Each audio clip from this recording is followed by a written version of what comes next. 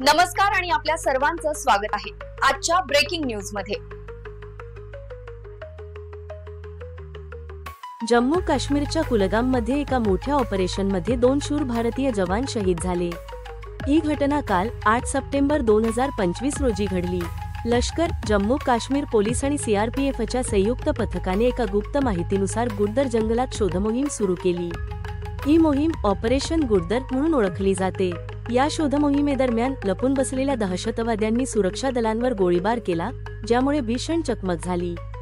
या चकमकीत आपले 2 सैनिक सुभेदार परबत गौर आणि लान्स नायक नरेंद्र सिंधू गंभीर जखमी झाले आणि नंतर रुग्णालयात वीरगती प्राप्त झाली। याच चकमकीत सुरक्षा दलांनी प्रत्युत्तरात 2 दहशतवाद्यांना ठार केले। ठार झालेल्या दहशतवाद्यांपैकी एकाची ओळख स्थानिक दहशतवादी म्हणून झाली असून दुसरा परदेशी आहे, ज्याचे सांकेतिक नाव रेहमान भाई आहे। कुलगाम पोलीस स्टेशनच्या अधिकाऱ्यांनी या कारवाईची पुष्टी केली आणि पुढील तपास सुरू आहे। या ऑपरेशनमध्ये आणखी एक अधिकारीही जखमी झाला, त्याची प्रकृती स्थिर आहे। आपल्या शूर जवानांच्या सर्वोच्च त्यागाला संपूर्ण देश सलाम करतो।